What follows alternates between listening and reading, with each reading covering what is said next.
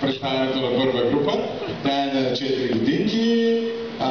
Освен това, на вилата има котка, много специална порода, улична превъзходна се казва. Име си няма котенцето. Винаги играе с него, но за след към това ще пее песен, която се казва Кокошка. Така че аплодирате едно малко пиленце, което ще пее за голямата кокошка. Яна Смиленова! Кокошка!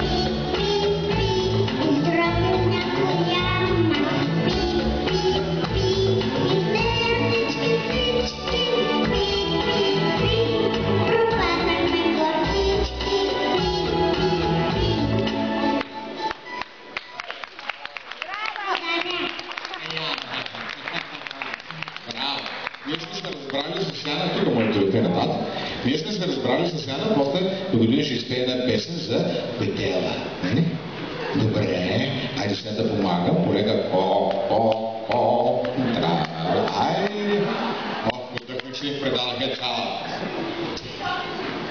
Започваме с втора група.